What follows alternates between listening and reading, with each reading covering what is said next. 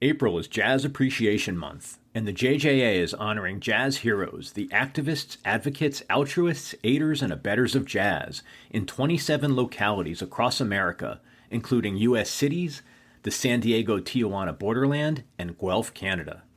For more information on jazz heroes and the upcoming annual JJA Jazz Award winners, visit our website at jjajazzawards.org.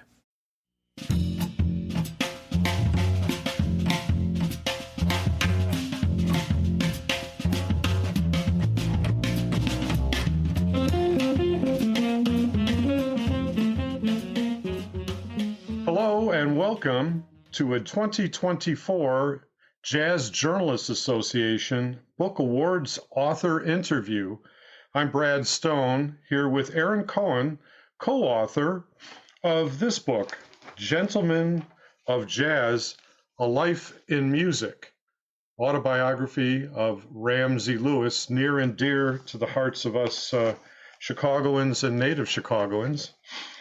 It's a book among 6 nominees in the category of biography or autobiography to be voted on by members of the Jazz Journalists Association, with winners to be announced on May 8th. So first of all, Aaron, congratulations on the nomination for Jazz Journalists Association Book of the Year, and congratulations on your accomplishment of getting this book, written and out there, before, unfortunately, Ramsey passed away.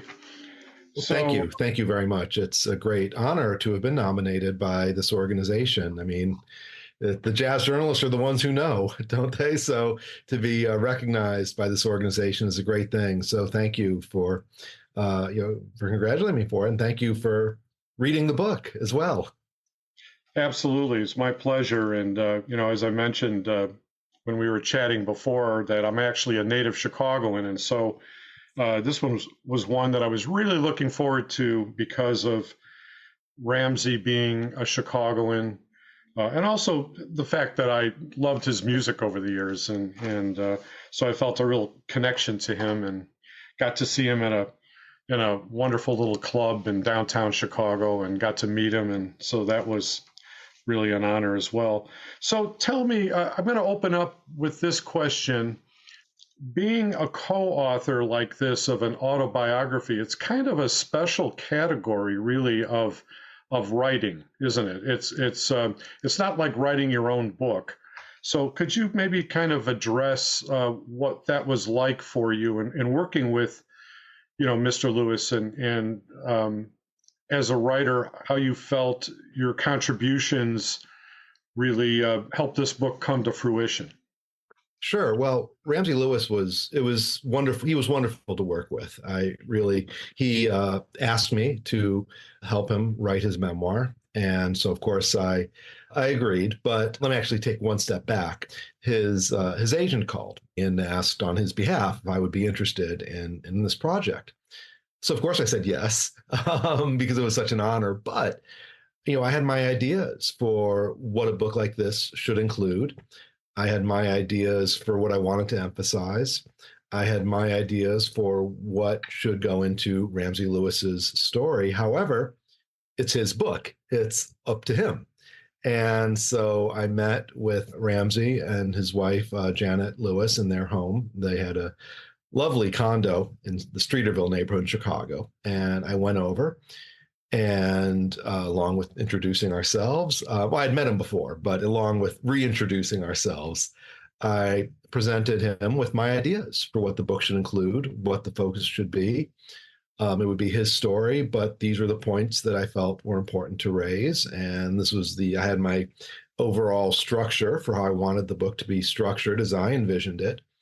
And he agreed with all of that. And right away, he said, sure, let's do it. And let's do it as there were things, like I say, that I felt that should be important in terms of his music, in terms of his collaborations, in terms of celebrating his artistry, in terms of telling his life story. These were ideas I had, and they were ideas that he had as well, because he wanted this book to be out there. So he was wonderful to work with in every way.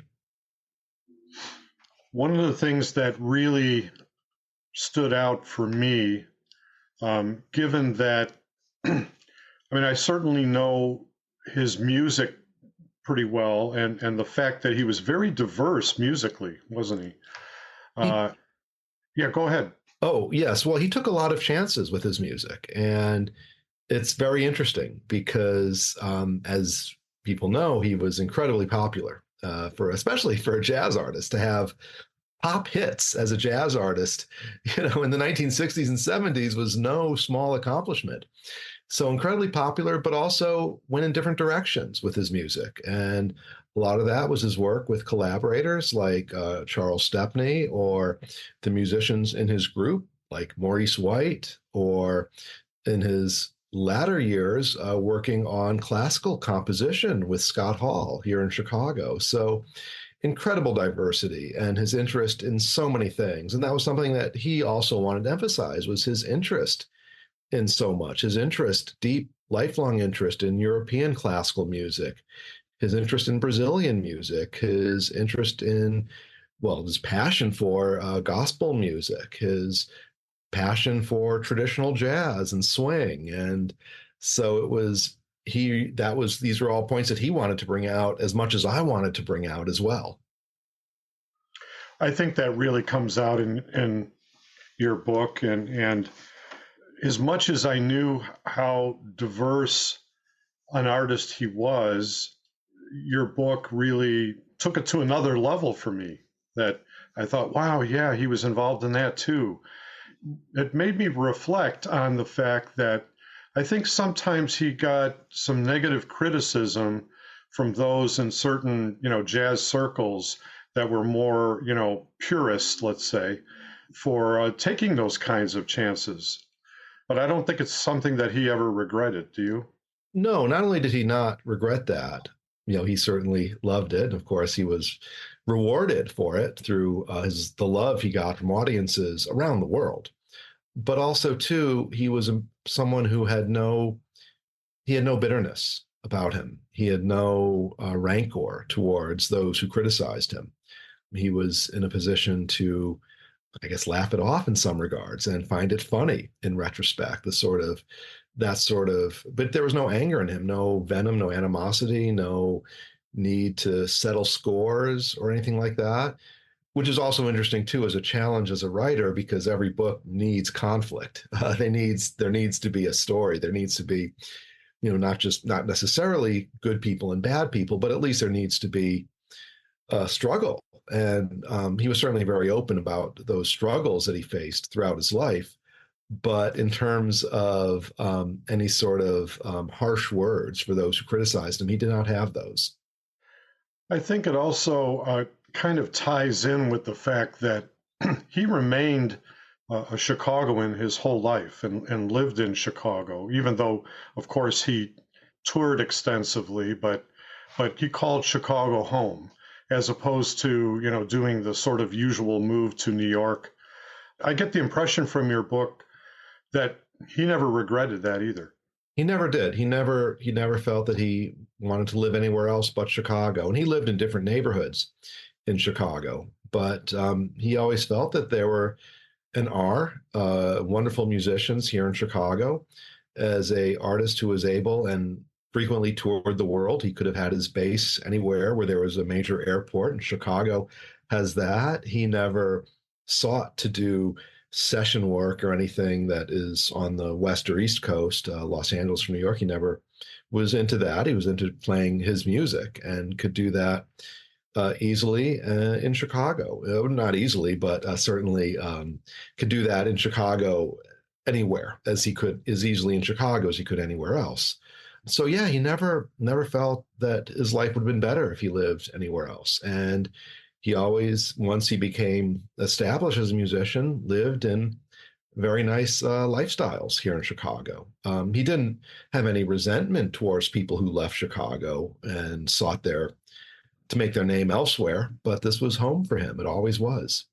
As a Chicago native and one who left, but I always like to hear about artists who stayed in Chicago. I think about, like Von Freeman, for instance, as another example. artists who made their careers in Chicago and did so quite successfully. And certainly, I think Ramsey Lewis is a prime example of that. And it's interesting too, Von Freeman, who I've loved since I was a teenager, not only did Von Freeman, like Ramsey Lewis, stay in Chicago, but they were also mentors and teachers to a lot of people here in Chicago, especially young musicians, from the South Side or the West Side who looked upon them as mentors. And that was a very, very important part of what Ramsey did, and Von Freeman too. That also comes out in your book. And I want to touch on an additional side of Ramsey that you really highlighted. And that's, the non-musical side of him, that he was really quite the humanitarian. That's something that I really learned about him in reading your book. And maybe you can kind of touch on that a little bit, that side of him. Well, it's very funny. One of the things that I did as a collaborator was to research a lot of articles that were written about him in the 60s and 70s. And he did a lot of charity work as far as was reported since the early 1960s, probably even before, but wasn't reported. And I would remind him of it. And that was something he really didn't want to go on about. He was very humble in that regard. He was very much not one to speak about the work he did for the Urban League or the work he did for all sorts of charities here in Chicago and nationwide as well. Benefits he performed at, or fundraisers he did, or other ways he donated his time to various charities. And I remember the one thing he did want to talk about, which I brought up, was he was an early advocate for Barack Obama when Barack Obama was running for the U.S. Senate and in the Democratic primary before many people knew who Barack Obama was in the state of Illinois. In parts of Chicago, people knew, but not throughout the state. And Ramsey Lewis was one of the first name celebrities to really advocate for him. And that was something that Ramsey was very much into speaking about, was his devotion to Barack Obama. That's nice to hear. It makes me wonder in reading this book, just how did he find the time to do everything that he did? It's really amazing. But some people have that gift to be able to accomplish things on many levels, and he certainly was one of them. Well, that was actually one of the reasons why I felt it was important to try to speak with members of his family, and Ramsey agreed as well. That perspective of someone like Ramsey Lewis, who is working, performing, touring. He's on the road quite a lot all over the world. How did that feel? How did his kids feel about that? Growing up with a famous musician father on the road, and what's their perspective on that? So I want to include their perspectives as well, because he was so busy all the time. And so that's why their voices are also crucial in that story. And again, Ramsey was completely on board with that. A little bit about the nuts and bolts of how you went about this. Kind of touches on my first question about it's a special kind of writing, what you did as a co-author of an autobiography. Did you mainly write this by transcribing recordings of interviews with him? Well, I did. I mean, I interviewed him, pretty much on every week, every couple of weeks, and it would be at his home or over Zoom. And we didn't go chronologically. I remember I wanted to do a sample chapter, and I thought the sample chapter should be about the recording and response to the in crowd, because it was a big hit and it was life-changing for him. It was a song that many people know. So that would get editors' attention to start with something that people have heard of. And so we started with that. But then we also went chronologically. And again, I would research a lot of articles about him from music magazines like Downbeat, or newspapers like the Chicago Defender or Chicago Tribune or Ebony, Jet, Billboard. And I would, jot things down, as well as look up previous interviews he had done with other journalists, and take notes. And then I would ask him questions based on what I had read, and he would comment on that. And he would also talk about other things about his life, especially growing up early on. And so I would transcribe and edit them, because even though we weren't speaking and then it was just, okay, cut, paste, book, but things were in, I had to put them in order. I had to blend in what he was saying with what other people, like his former bandmates, his colleagues, his sons would talk about, and put that in a chronological order and take what I felt was the most emotionally compelling, and also edit so that he wasn't, that we weren't repeating ourselves, or edit so that they flowed as he would speak. And that was the nuts and bolts of the process. And also too, realizing after I would write a chapter that there were some gaps in some of the narrative. So I would speak with him again to fill in these gaps. And sometimes there were things he didn't want to talk about. So we would go back and forth as to whether or not that should be included and why. And then we would open up and fill those gaps. And that was a basic process. Interesting process. It is. Yeah, it certainly is. Would you consider doing it again, a project like this with another artist as a writer? Actually, I am working on a project like this. The bassist, Richard Davis, who's also from Chicago and was a professor of mine in University of Wisconsin, great musician. And he was working on his autobiography with a writer up in Madison named Charles France. And after I finished Ramsey's book, Richard and Charles asked me if I wanted to be a co-writer on Richard Davis's book, and I agreed and met with them a few times. And sadly, we lost Richard last year, but Charles and I are completing the autobiography of Richard Davis now. Oh, nice. I look forward to reading that when it comes out. And before we wrap things up here, Aaron, I'm going to give you a chance to say anything, additionally about the book that you'd like to bring up. Well, the first thing is it tears me up inside that Ramsey Lewis never lived to see it completed. He was someone who loved books. He loved to read. In Maurice White's memoir, he talks about the books that he got from Ramsey Lewis, such as the autobiography of Malcolm X. And so it really, Ramsey put so much of his heart, him and his wife, Janet, put so much of their hearts into this book that it really left me feeling, I miss him. We became friends. I miss my friend. I'm very sad that we weren't able to celebrate this book's publication together. But I felt it was important to continue on with the work, to continue on telling his story. And also, since he passed before the manuscript was completed, I felt it was important to have some sections where I give my thoughts about what his best records are, because he was prolific in recording. He recorded more than 80 albums. And when I was working on the book, people would ask me, hey, what Ramsey Lewis record should I buy? Because there's a lot of them. And many of them are great. So I had to narrow down in writing a discography, give my thoughts as to the top 20, the ones that people should own and why, and not just say buy this, buy that, but explain what makes this record important. And in doing that, I hope I was able to present why Ramsey Lewis's music was so diverse, and he was so uncanny as a jazz artist.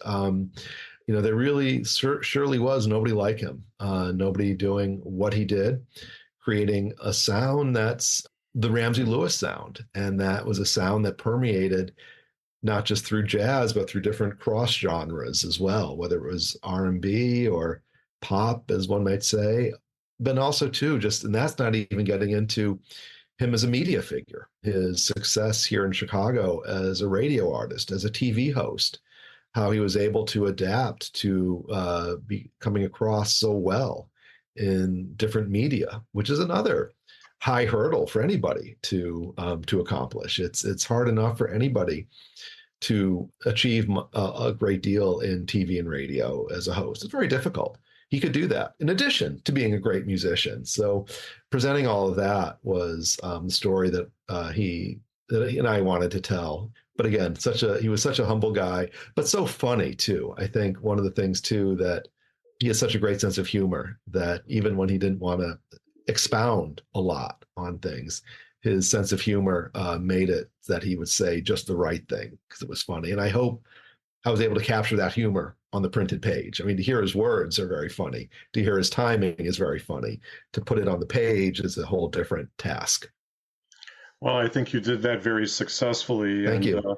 Thank you. And he crossed over into radio very successfully because I used to listen to his program regularly when I would be in Chicago on DCB, and he did it very well. And I'm, saying that as a radio guy, right? So yes. It was really cool to hear his delivery was just so impeccable. Touching on your comment about the fact that unfortunately he didn't live to see the book published, but at least he knew that it was on its way. I'm sure that was very, satisfying for him. And so I applaud you for that and all your efforts. Well, actually, one little postscript, Sure. I feel. Of course, there was a bunch of things that I wanted to ask him that I regret not asking him. I just didn't think of for one reason or another. And after his passing, I was talking with Janet, his widow, and I said, one of the things that I wanted to ask that I realized I should have asked Ramsey, I didn't ask him, I should have asked him, was if he did not get into music, what he might have done. And that was something that I just didn't think about until after he passed. And Janet told me something extremely interesting. She said that if I had asked him that, what he would have wanted to get into if he wasn't into music, he probably would have said that he would have liked to have been an astronomer. He was very fascinated with the stars, the planets, the universe, and galaxies. And so he probably would have said he would have wanted to be an astronomer. I love that. I love that. Well, Aaron, I want to thank you very, very much for being here with us. Thank you so much for inviting me. This has been great. Thank you so much. Great having a chat with you. You've been listening to Aaron Cohen, co-author of Gentlemen of Jazz, A Life in Music, autobiography of Ramsey Lewis, a nominee for Book of the Year to be voted on by members of the Jazz Journalists Association. You can see the winners at www.jjajazzawards.org. The winners will be announced on May 8th, and you can hear other interviews with nominated authors on other episodes of The Buzz. I'm Brad Stone. Thanks for listening.